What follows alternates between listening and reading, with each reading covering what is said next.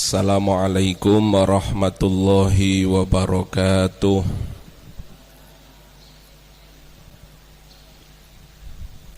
Bismillahirrahmanirrahim. Alhamdulillahi rabbil alamin. Wassalatu wassalamu ala ashrafil anbiya'i wal mursalin Sayyidina wa maulana Muhammadin wa ala alihi wa ashabihi ajma'in. Amma ba'du, subhanaka la ilma lana illa ma 'allamtana innaka antal alimul hakim. Rabbi shrah li sadri wa yassir li amri wahlul 'uqdatan min lisani yafqahu qawli. Para bapak, para ibu semuanya yang dimuliakan oleh Allah, alhamdulillah pada sore hari ini kita masih mendapatkan taufik dari Allah Subhanahu wa ta'ala. Kita semuanya dapat meneruskan kajian kita tentang hadis-hadis baginda Rasulullah Muhammad sallallahu alaihi wasallam. Semoga apa yang kita lakukan pada sore hari ini mendapatkan ridho dari Allah Subhanahu wa ta'ala. Amin, Allahumma amin. Salawat salam semoga tercurahkan keharibaan baginda Nabi besar Muhammad sallallahu alaihi wasallam. Para bapak, para ibu semuanya yang dimuliakan oleh Allah,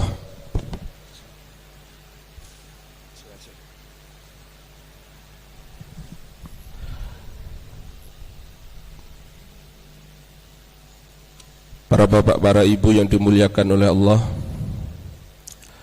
meneruskan kajian kita tentang banyaknya jalan-jalan kebaikan, banyaknya jalan-jalan untuk mendekatkan diri kepada Allah Subhanahu wa ta'ala.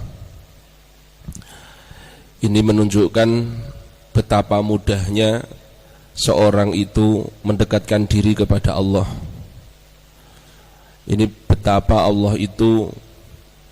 Ini menunjukkan betapa Allah itu rahmah, sayang kepada kita, sehingga kita tidak diwajibkan untuk memilih hanya satu ibadah saja, akan tetapi Allah memberikan kita pilihan ibadah-ibadah yang kita senangi.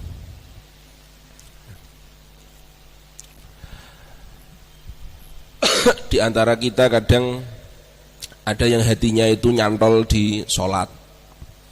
Seperti kemarin saya jelaskan, kalau nggak salah di dalam kitab Ihya, itu ada orang itu kesukaannya itu sholat terus. Ketika dia tua mau meninggal dunia, dia itu curhat, saya itu sebenarnya tidak takut mati.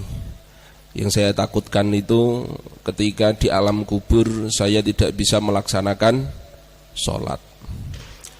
Nah, ini menunjukkan betapa ibadah itu nyantole menungso niku macam-macam.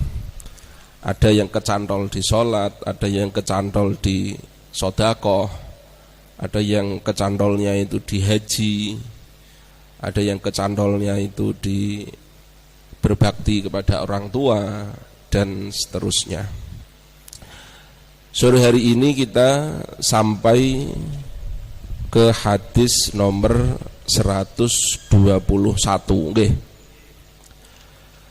Bismillahirrahmanirrahim. Al-khamisu tawi hadis yang nomor 5. Al-khamisu tawi hadis yang nomor 5, anhu iku saking sinten iki Abi Dzar nggih. Anhu iku saking Abi Dzar qala dawuh sapa Abi Dzar qala dawuh limaring ingsun sapa annabiyyu sallallahu alaihi wasallam la tahqiranna aja ngremehno temen sapa sira kabeh la tahqiranna aja ngremehno temen sapa sira minal ma'rufi saking kebagusan. Jangan meremehkan kebagusan. La tahqiranna aja ngremehno temen sira minal ma'rufi saking kebagusan syai'an ing suwiji-wiji. Jangan kita remehkan kebaikan-kebaikan itu. Walau antalqa hale senajan yen to nemoni sapa sira akhoka ing dulur sira oleh nemoni biwajihin kelawan wajah tolikin kang ajer. Biwajihin kelawan wajah tolikin kang ajer. Rawahu Muslim. Ngriwayatno ing hadis Muslimun sapa Imam Muslim.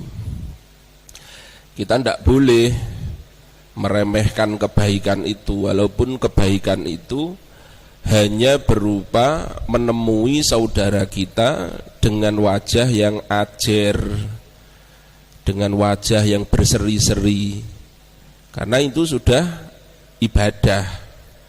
Karena bagaimanapun juga ketika kita menemui seseorang dengan wajah yang berseri-seri, kita itu idkhalus surur, memasukkan kebaikan ke dalam hati orang lain.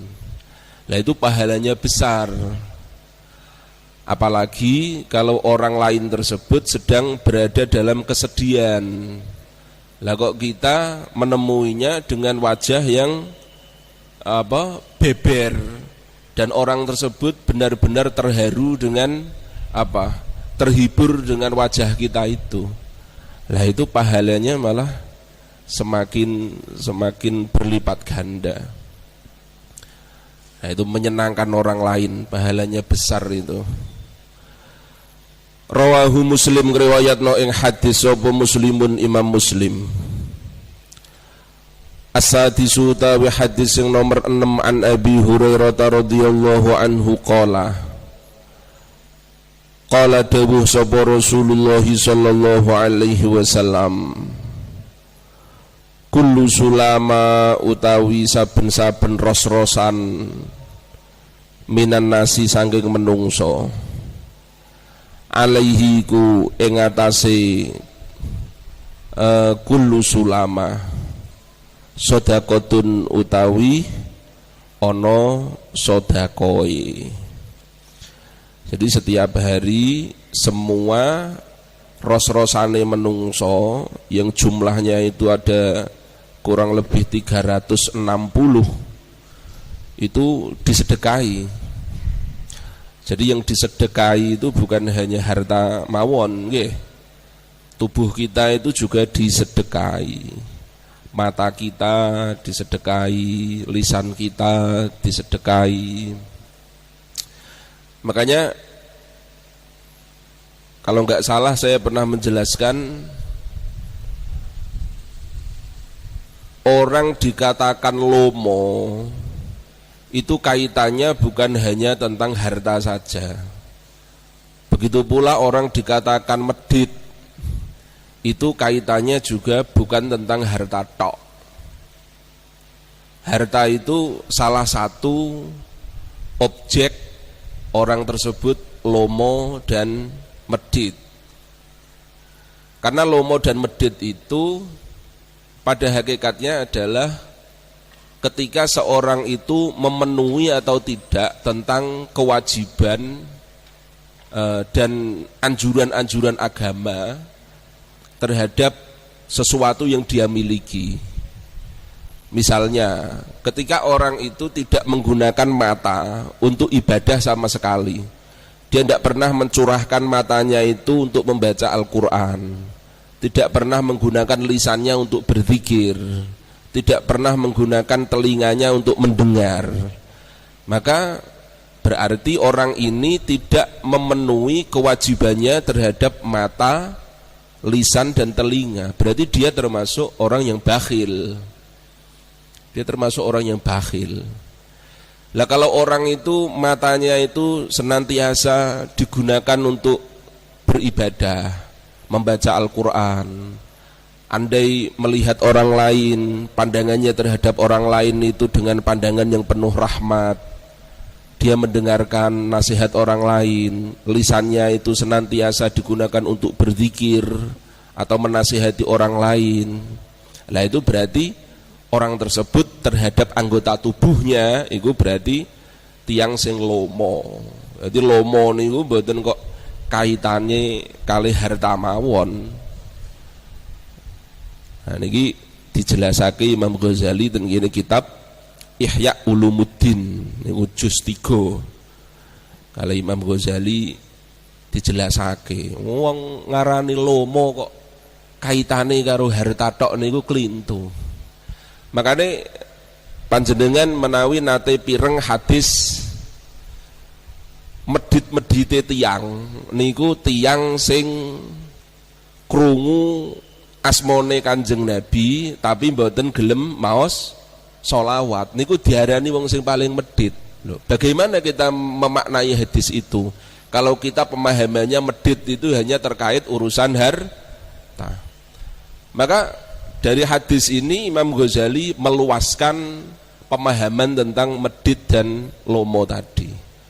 Pokoknya dikatakan lomo itu kalau dia memenuhi semua kewajibannya, bahkan dilebihkan. Sekiranya dia itu secara muru'ah itu pantas untuk mengeluarkan harta-harta tersebut. Nah itu namanya lomo. Nah hadis ini juga menjelaskan tentang betapa sedekah itu cakupannya luas, bukan hanya tentang harta saja. Nah, ini semua anggota tubuh itu juga harus disedekahi dengan sedekah yang berbeda-beda. Kula yaumin ing dalem saben-saben dina tatlu'u kang terbit fihi ing dalem yaum apa asyamsu apa srengenge.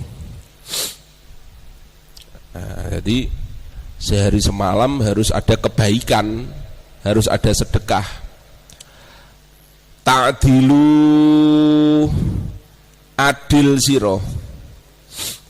Ta'dilu tawi yen to adil sapa sira bainatsna ini yang dalam antarane wong loro sedekahun niku sedekah sing gadahi putra luwih sangka siji, panjenengan adil karo putrane niku nggih termasuk sedekah.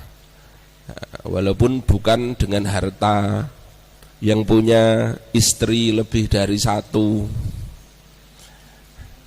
Nah itu kemarin saya jelaskan resep punya anak itu istrinya lebih dari apa? Satu. Kemarin saya jelaskan ya. Kan kalau mau punya anak lama nggak punya itu resepnya 2 kan kemarin ya. Apa saja kemarin? Hah? Tak saya kata betul. Mupu anak gitu. Mupu anak seperti Nabi sinten? Nabi mboten Nabi Ibrahim, Nabi Zakaria nggih. Nabi Zakaria dangu sepuh dereng gadahi putra, mupu anak Sayyidah Maryam dirumat. Akhirnya diparingi putra Nabi Yahya. Begitu pula Nabi Ibrahim dangu mboten gadah anak wayoh, gadahi putra. Tapi nek niki saged adil nggih, nek mboten adil nggih luwih apik setunggal mawon. Jenengan adil antara 2 hal. Adil itu ndak harus sama. Adil itu proporsional. Yang satu anak TK kebutuhannya 10.000, yang satu anak SMP kebutuhannya 30.000. Nah itu yang satu diberi 30.000, yang satu 10.000, itu juga dikatakan apa? Adil. Bukan harus 10.000, tidak harus seperti itu. Dan adil itu cakupannya bukan hanya pada orang lain saja, kepada diri kita sendiri juga harus nopo adil. Nah itu. Wa tu'inu lan nulungi sapa sira ar-rajula ing wong lanang fi dabatihi ing dalem kendaraane rajul. Fatahmilu mongko numpakno sirahu ing rajul alaiha ing atase dabah.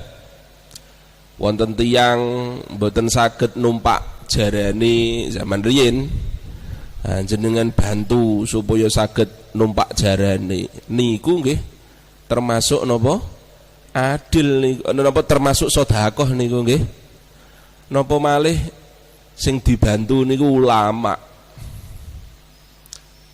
Nembe dik wingi nggih kula khutbah ten mriki menjelaskan wa may yu'azzim sya'airallahi fa innaha min taqwal qulub, bahwasanya mengagungkan syiar-syiar Allah di muka bumi ini adalah termasuk ketakwaan di dalam hati.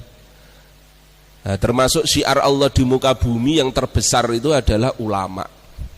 Ulama itu syiar Allah yang terbesar di muka apa? Bumi. Karena dengan melihat ulama, dengan mendengarkan kata-katanya, itu kita dapat mengingat Allah Subhanahu wa ta'ala. Itu lebih layak kita hormati para ulama itu. Nah, termasuk bagaimana penghormatannya. Nah, misalnya mau naik mobil kita bantu bukakan pintunya. Dan itu dilakukan oleh para sahabat pada zaman dahulu. Para sahabat itu ketika Rasulullah itu berbicara, atroko julasa'ahu, dalam hadis yang diriwayatkan oleh Imam Baihaqi itu, kana idza takallama atroko julasa'ahu. Rasulullah itu ketika berbicara, itu orang yang di hadapan Rasulullah itu menundukkan kepalanya karena begitu hormat terhadap Kanjeng Nabi sallallahu alaihi wasallam. Ka'anna ala ru'usihim at-thair, seakan-akan di atas kepala mereka itu ada burung loh. Umpama manuk menclok mawon orang arah beriso gawe susah ten mriku saking antenge ning ngajenge Kanjeng Nabi.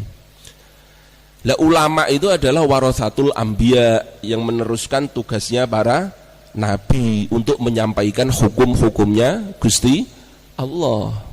Maka bagaimana adab para sahabat kepada Rasulullah, begitulah adab seorang santri kepada para ulama.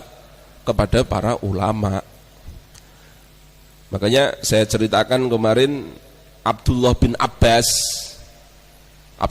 Abbas itu sahabat yang masih muda. Kemarin ada hadisnya. Suatu saat beliau bertemu dengan sahabat senior, pakar Al-Quran, pakar qiraah, sahabat yang dipasrai Sayyidina Utsman untuk menghimpun Al-Quran menjadi satu mushaf. Itu ketika ketemu Zaid bin Thabit. Itu Zaid bin Thabit duduk di atas unta, sedang mengendarai unta, dituntun sama Ibnu Abbas. Padahal Ibnu Abbas itu adalah ahlul bait. Beliau berada di bawah menuntun siapa? Zaid bin Thabit yang berada di atas untanya. Ketika beliau ditanya, kamu kok melakukan seperti itu? Beliau menjawab, hakadza umirna bi ulama'ina. Beginilah kami diperintahkan untuk menghormati para ulama-ulama kami. Nah, itu. Jadi dibukakan pintunya para ulama. Menolong selain ulama aja tidak apa-apa, apalagi menolong ulama, orang-orang solih, kekasih Allah.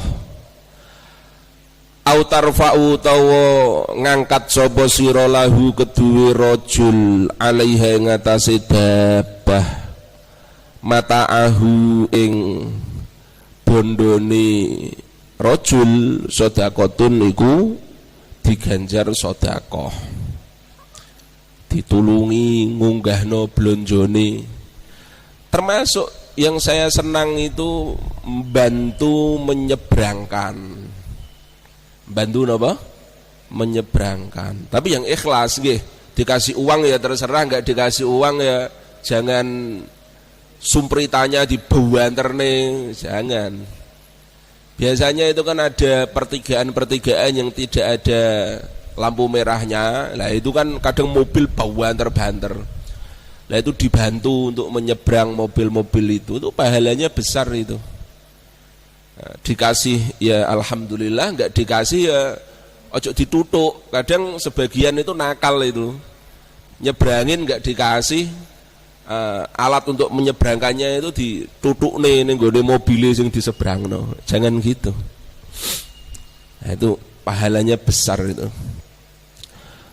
Wal kalimatu thayyibatu tawi kalimah thayyibah, panjenengan zikir la ilaha illallah subhanallah alhamdulillah, sedekahun niku sedekah, wa bi kulli khatwatin lan kelawan saben-saben langkah, tamsi kang langkah kang mlaku sapa sira ing khatwah, ila sholati maring salat, sedekahun iku diganjar sedekah. Termasuk panjenengan ten mriki niki wa tumitul adza lan nyingkrehno sapa sira, oleh nyingkrehno sapa sira al adza ing piloro. Panjenengan nyingkrehno piloro perkara yang dapat menyakiti orang lain, anitoriki dari jalan, sedekahun iku diganjar sedekah.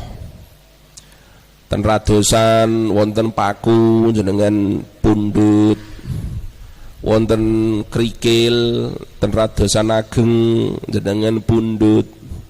Lah niku juga diganjar napa sedekah, dan pasti ada balasannya, imma fid dunya wa imma fil akhirah.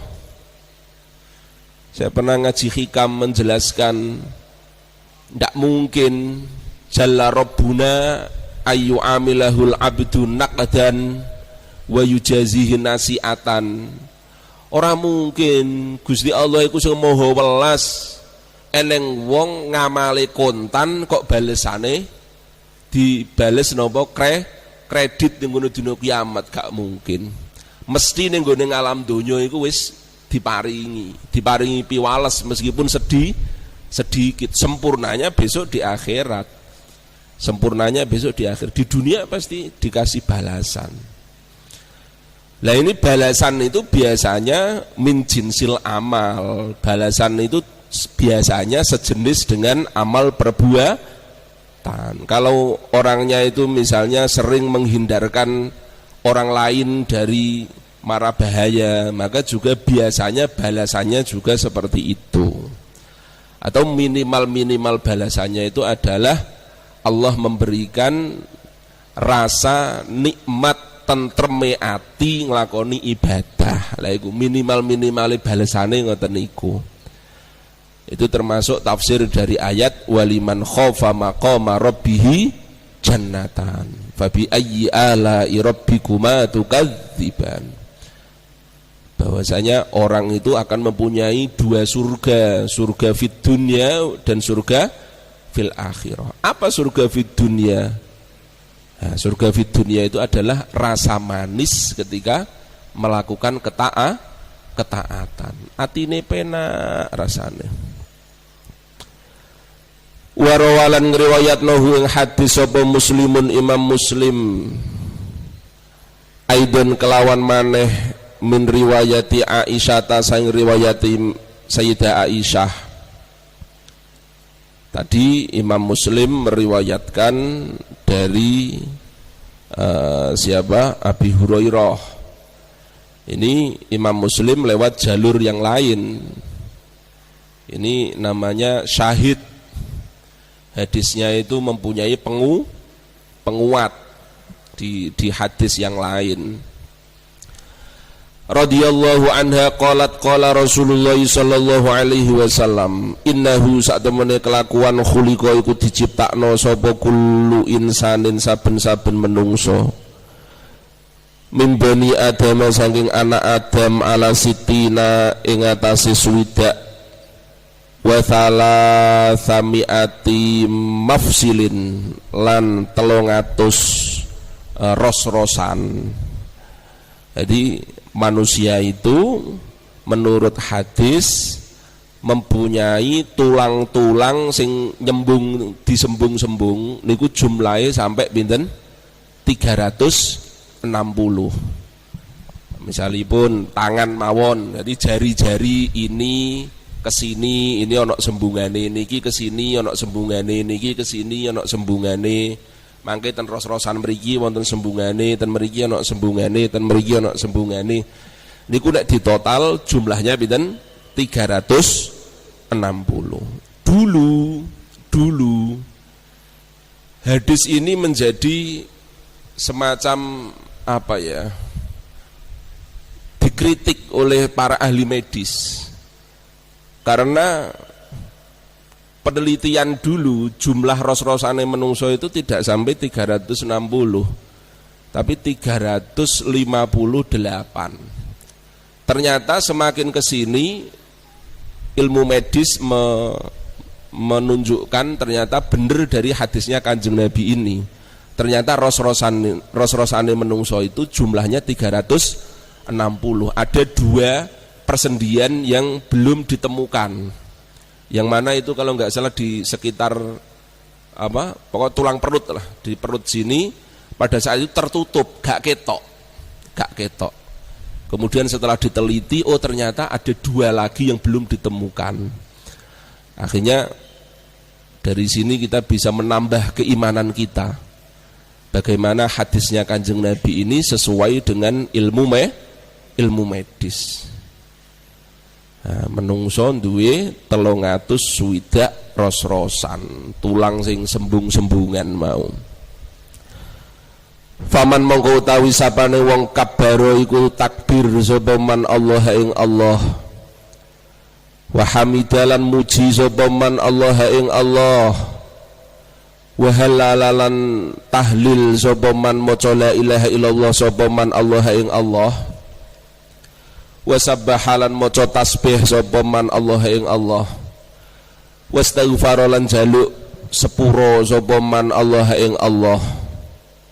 Wa azala lan nyingkrehno sapa wong hajaran ing watu antorikin nasi sanging dalane menungso au syaukatan utawa nyingkrehno ri duri au adman utawa balung antorikin nasi sanging dalane menungso au amara utawa perintah sapa wong bima'rufin kelawan kebagusan au naha utawa nglarang sapa wong amungkarin sing perkara mungkar adadas sitina kelawan wilangane suwidak wathala thina patha wathala thimiatin lan 300 fa innahu mongko sak temene wong yumsiku manjing sore sapa wong yauma idzin dalem dina iki wa qad zahzaha hale temen-temen menghindarkan sapa wong nafsahu ing awake wong anin nari saking neraka. Jadi minimal menungso iku nglakoni keapian minimal niku sedina niku ping 300 suwidak. Jadi satu kebaikan untuk satu napa ros-rosane ngoten. Lah ini kebaikannya bisa berupa zikir, bisa berupa tasbih, bisa berupa istighfar, bisa berupa membantu orang di jalan nyebrangno dan macam-macam. Termasuk amar ma'ruf. Orang menyuruh orang lain untuk melakukan kebaikan, tapi dengan cara yang baik ya. Dan nahi mungkar. Kalau nahi mungkar itu biasanya harus butuh kesabaran. Kalau amar ma'ruf itu enggak, ora pati butuh sabar. Sing butuh sabar itu apa? Nahi mungkar. Karena orang itu kalau nahi mungkar itu biasanya musuhnya banyak. Biasanya musuhnya apa? Banyak. Misalnya TNI kali polisi. Musuhnya akeh endi? Akeh polisi. Karena dia nahi mungkarnya itu dia berkaitan dengan masyarakat. Biasane wong dinahi mungkar iki gak seneng, biasane nggih. Biasane wong dilarang-larang itu biasane mboten remen, biasane. Makane ten ayat niku pripun kula radi supe wastabir alaiha. Pripun wa'mur ahlaka bisolati wastabir alaiha. Wonten ayat lintune malih. Bahwasanya nahi mungkar itu butuh napa? Kesabaran. Karena tadi biasanya kalau sudah melarang, nah itu biasanya mulai ada ketidaksukaan masyarakat kepada orang tersebut. Mubalek aja, mubalek itu kalau sekedar dia menyuruh, monggo kita ngelampai sholat subuh berjamaah, qobliyah subuh itu lebih utama dari dunia seisinya, gak ono musoe. Tapi begitu dia itu melarang, nah itu mulai timbul pertentangan dari masyarakat. Makanya nahi mungkar itu butuh kesabaran kalau mau nahi mungkar. Siap nahi mungkar ya siap digedingi wong. Makanya dulu saya di pondok, sepengalaman saya, pengurus yang paling banyak musuhnya itu keamanan. Pengurus yang paling banyak musuhnya itu apa? Keamanan. Karena kaitannya dengan nahi mungkar. Musuhnya yuk kawatah musuhnya. Ini ngoten. Tentu saja nahi mungkar disampaikan dengan bijak, As-sabi'u tawi nomor 7 anhu saking Abu Hurairah. Anhu iku saking Abu Hurairah anin Nabi sallallahu alaihi wasallam qol. Man utawi sapane wong goda iku isu-isuan sapa man ilal masjidi maring masjid auroha utawa budalan awan sapa man, akhir awan sapa man, budalan udah masjid a'adda mongko nyiapno sapa Allahu Allah lahu keduwe wong fil jannati ing dalem swarga nuzulan ing panggonan leren, panggonan singgah kulama goda ing dalem saben-saben budalan isuk sapa wong auroha utawa budalan akhir awan sapa wong. Muttafaqun alaih utawi hadis iku disepakati apa alaihi hadis. Iki fadilahe tiang budal ning gone masjid. Barang siapa pergi ke masjid baik waktu pagi hari atau waktu siang hari atau sore hari, maka dia akan dibangunkan Allah tempat singgah di surga. Tempat singgah di surga. Apalagi kalau niatnya jenengan pergi ke masjid kayak gini, jenengan niati dengan niat yang banyak. Misalnya jenengan pergi ke sini jenengan niati iktikaf, jenengan niati thalabul ilmi juga, jenengan niati silaturahim juga bertemu dengan temannya, jenengan niati syiar. Karena bagaimanapun juga kita seperti ini membuat apa sih? Syiar. Jenengan niati melakukan firman Allah Subhanahu wa taala ya ayyuhalladzina amanu taqullaha wa kunu ma'as shodiqin, berkumpul dengan orang-orang yang baik, membuat komunitas orang-orang baik, karena itu menguatkan itu. Lah kalau jenengan niatnya ketika ke masjid itu dengan niat yang double-double seperti ini, nah maka pahalanya kita ke masjid itu juga semakin besar. Bukan hanya kita diberikan tempat singgah di surga saja, lebih dari itu. Nah, itu makanya kalau ngaji sore hari kayak gini ya diniati yang lain juga. Misalnya kita duduk di sini niki nggih, ya kita niati iktikaf juga. Kita niati iktikaf. Iktikaf itu al-mukthu, ya, meneng ning masjid. Walaupun kita di teras, enggak apa-apa.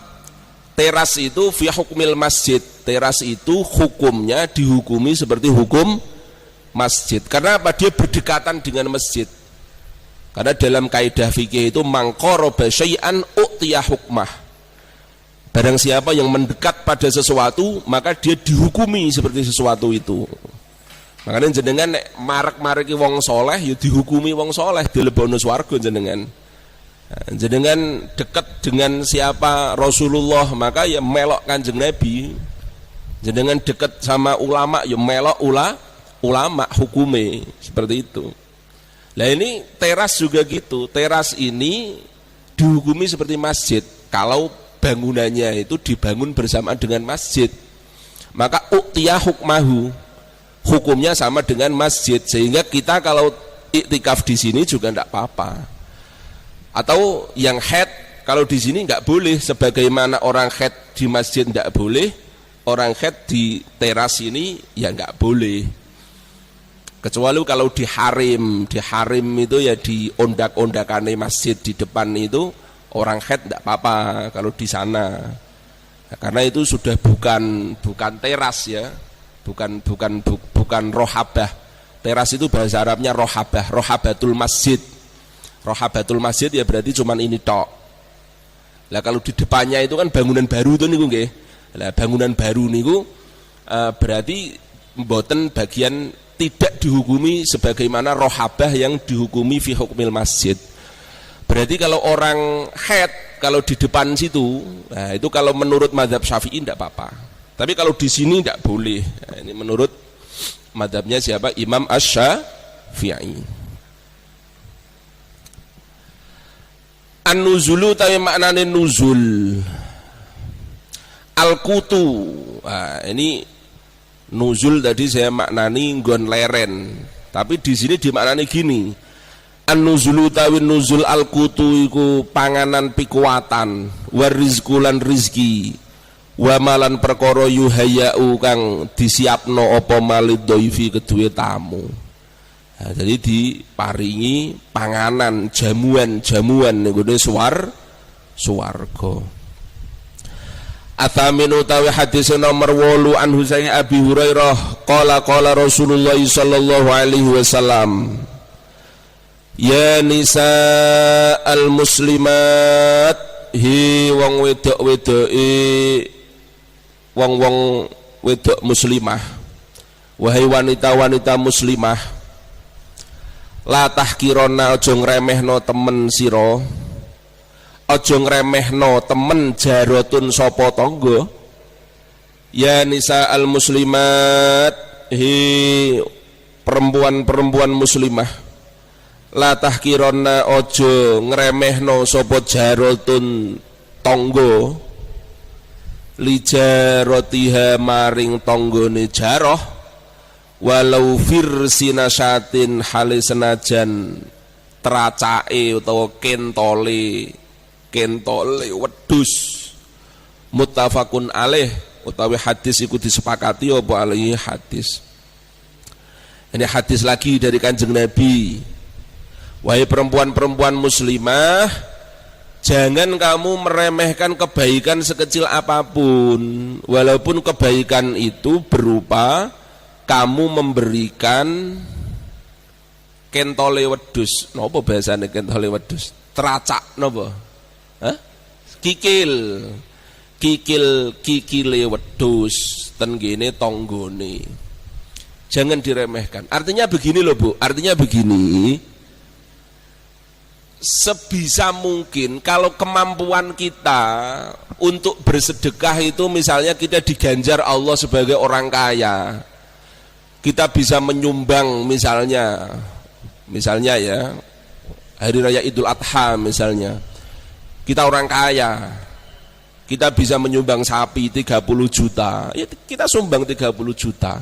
Tapi kalau kita ya lagi disempitkan rizkinya oleh Allah, dijadikan sebagai orang miskin, kuate kita iku sedekah 5.000 misalnya, ya jangan sampai wis ora melu korban 30 juta, awak dhewe duwe 5.000 ora disedekahno. Kalau orang-orang kaya bisa sedekah 30 juta, kita punya 5.000, ya sebisa mungkin kita juga sedekah uang berapa?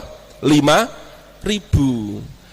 Ada orang membangun masjid misalnya, masjid agung misalnya sedang direnov misalnya, atau itu apanya itu yang kebakaran itu menaranya misalnya, butuh dana banyak habis kebakaran misalnya, butuh dana misalnya 200 juta misalnya. Ketika orang-orang kaya itu menyumbang misalnya, menyumbang 50 juta, 100 juta, memang hartanya banyak. Kemudian kita sebagai orang miskin misalnya, ya kita sumbang sekuatnya. Kita kuatnya 2.000, ya kita sumbang berapa? 2.000. Jangan sampai kita tidak berkontribusi terhadap kebaikan walaupun hanya sedikit. Atau bahkan kontribusi itu bisa kita lakukan dengan menge-share pamflet atau flyer atau apa di status WA ya. Nggih, di teman-teman kita monggo yang ingin menyumbang misalnya, seperti itu. Jangan sampai kita tidak berkontribusi apapun. Kalau nggak bisa lagi misalnya, ya kita ikutlah tenaga kita, bantu ngangkat batu bata atau ngangkat apa. Ini ajaran dari Rasulullah. Pepeh jadi wong miskin terus ora sedekah, ojo ngono. Kita misalnya duwene sampil wedhus, duwene niku tracak wedhus, lulang wedhus, ya kita sedekahkan terhadap orang yang membutuhkan. Muttafaqun alaih. Qala al-Jauhari dawu sapa Imam Jauhari, Syekh Jauhari, al-firsinu tawi maknane firsin minal ba'iri saking unta, kal hafiri minad dabah, iku koyok ngisore sikil minad dabati saking dabah, saking hewan, saking dabah. Qala dawu sapa Jauhari, warubama ustu'ira lan terkadang disilih apa lafal firsin fisyati ing dalem wedhus. Kata firsin, teracak firsin, apa biasanya maknanya? Itu biasanya diperuntukkan untuk dabah, untuk semacam unta atau apa, tapi kadang juga diperuntukkan untuk kambing. Dah. Atasi'u tawi hadis yang nomor 9 anhu saking Abi Hurairah anin Nabi sallallahu alaihi wasallam, saking Kanjeng Nabi sallallahu alaihi wasallam, qala dawuh sapa Nabi, al imanu bid'un wa sab'una, utawi iman bid'un iku wilangan, wa sab'una lan 70. Bid'un itu bilangan 1 sampai 9, itu namanya bid'un. 3 sampai 9. Wa sab'una lan 70 au bid'un utawa bilangan 3 sampai 9, wa situna lan suwidak syu'batan apane cabange. Iman itu mempunyai cabang yang banyak, bukan hanya satu, cabangnya iman itu banyak. Fa afdaluha mengko utawi utama-utamane syu'bah cabange iman mau qaulu la ilaha illallah, iku ucapan la ilaha illallah, ora ana pangeran kecuali Allah, ora ana iki sing luwih utama nungguli iki. Iki mergo kalimah tauhid niki sing ngencepno napa tauhid. Makanya wirid, talkin wirid sing musalsal. Ngertos musalsal napa mboten? Hah? Napa musalsal? Musalsal niku hadis musalsal. Bijing nek ketemu hadis musalsal nggih kula praktekno. Musalsal niku hadis yang diriwayatkan dengan satu kondisi yang mana rawinya itu ketika meriwayatkan juga di kondisi itu, rawinya lagi kalau mau meriwayatkan juga sama persis dengan kondisi itu. Misalnya saya itu dulu mempunyai banyak sekali riwayat hadis musalsal dari guru-guru saya di sarang itu. Jadi termasuk adat ulama di sarang Rembang itu, kalau kelulusan itu pasti dikasih sanad ya. Sanad itu silsilah keguruan. Nah, diantaranya itu diberi beberapa hadis musalsal, termasuk musalsal birru'yah dari Syekhina wa Murabbi Arwahina Kiai Maimun Zubair. Kanjeng Nabi dawuh man ra'ani dakhalal jannah wa man ra'ani dakhalal jannah wa man ra'ani ila yaumil qiyamah dakhalal jannah. Orang yang pernah melihatku pasti masuk surga, katanya Nabi. Dan orang yang melihatku juga masuk surga. Dan orang yang melihatku ila yaumil qiyamah juga akan masuk surga. Kemudian beliau menyebutkan gurunya. Saya pernah melihat guru saya pernah melihat gurunya pernah melihat gurunya pernah melihat gurunya ila Rasulillah sallallahu alaihi wasallam. Nah, itu namanya hadis musalsal. Termasuk hadis musalsal saya juga punya hadis musalsal. Ketika meriwayatkan hadis itu saya menyekel jenggot. Jadi Kanjeng Nabi pernah menyebutkan satu hadis dengan memegang apa? Jenggot. Jadi sahabat ketika meriwayatkan juga memegang jenggot. Tabiin ketika meriwayatkan juga memegang apa? Jenggot. Sampai guru saya Mbah Yai Najih Maimun ketika meriwayatkan hadis itu juga memegang apa? Jenggot. Dan itu sanadnya mutasil, sambung ila Rasulillah sallallahu alaihi wasallam. Ada lagi hadis musalsal dengan menghitung tasbih. Jadi ada Nabi berzikir meminjam tangan sahabat, menghitung tasbihnya sendiri dengan tangannya sahabat. Nah, itu juga sahabat ketika meriwayatkan sama memegang tangan muridnya. Tabiin ketika meriwayatkan memegang tangan muridnya sampai kepada guru saya Kiai Zaki putranya Mbah Yai Imam, Mbah Yai Fakih Imam. Tangan saya dipegang. Beliau menyebutkan hadis itu. Nah, itu namanya hadis napa musalsal. Termasuk musalsal itu musalsal talqin zikir. Ini biasanya kalau thariqah itu pasti ada ini musalsal napa talqin zikir. Dulu Kanjeng Nabi pernah mentalkin Sayyidina Ali. Nah, itu riwayat talqin zikir. Jadi suatu ketika itu Kanjeng Nabi malam-malam ya dawuh sama Sayyidina Ali, la taqumus sa'ah wa ala wajhil ardi may yaqulu Allah Allah, katanya Nabi. Li Ali, orang arah kiamat, selawase orang arah kiamat selama ning muka bumi iki eneng wong zikir Allah Allah. Sayyidina Ali tanglet, loh. Kabeh tiyang lak zikir Kanjeng Nabi nek ngoten lak mboten kiamat-kiamat. Akhirnya Kanjeng Nabi, "Mah ya Ali, meneng. Ghammit ainaik, meripatmu meremno." Kemudian Sayyidina Ali disuruh memejamkan mata. Kemudian Kanjeng Nabi melafalkan la ilaha illallah.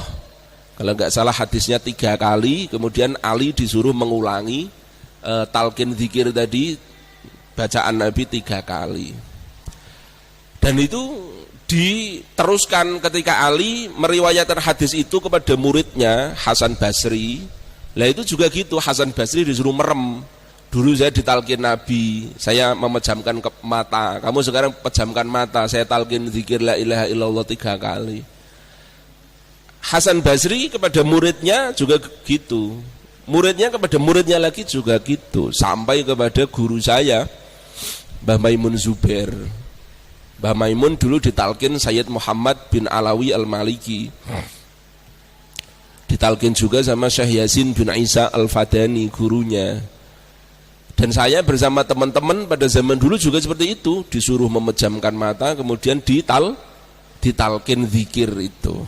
Ditalqin zikir la ilaha illallah 3 kali itu. Dan biasanya kalau dalam thariqah, kalau ada yang ikut thariqah mungkin, ini juga gitu biasanya. Kalau mau baiat thariqah itu biasanya dinapakno ditalqin. Yani afdaluha qaulu la ilaha illallah. Ini hadis yang musalsal ini, kalau talqin zikir itu. Wa adnaha utawi ngisor-ngisore syu'bah imatatul adza iku nyingkrehno piloro. Imatatul adza iku nyingkrehno piloro. Anitoriki saking dalan nyingkrehno piloro ning ratano napa paku mbuh watu mbuh napa disingkrehno nyingkrehno mawon ganjaran napa malih jenengan bangun ratane ya tambah gede ganjarane bahkan itu termasuk jariyah nggih termasuk sedekah napa jariyah ganjarane mili jenengan kapundhut dalane cek diagem tiyang diambah tiyang angsal ganjaran jenengan wal haya'u utawi isin syu'batun iku cabang minal imani saking iman termasuk cabangi iman maneh iku haya isin muttafaqun alaih utawi hadis iku disepakati apa alaihi hadis al bid'u utawi maknane al bid'u min thalathatin ila tis'in iku bilangan dari 3 sampai 9 berarti 70 sekitar 73 sampai 79 bikasril ba'i kelawan kasroe ba bi waqat tuftahu lan terkadang di fathah apa ba bad'u kadang diwaca bid'u kadang diwaca bad'u wa syu'batu tawi maknane syu'bah al-qit'atu iku potongan wa syu'batu tawi syu'bah al-qit'atu iku potongan kadang itu dimaknani cabang nggih qit'ah al-ashiru wallahu alam bis-shawab ini menunjukkan hadis-hadis yang kita baca yang banyak tadi bahwasanya amal kebaikan itu jumlahnya banyak bukan hanya satu wallahu alam bis-shawab subhanakallahumma wa bihamdika asyhadu an la ilaha illa anta astaghfiruka wa atubu ilaik bismillahirrahmanirrahim Allahumma salli ala sayyidina Muhammad wa radhiyallahu ta'ala an kulli sahabati Rasulillah ajma'in walhamdulillahi rabbil alamin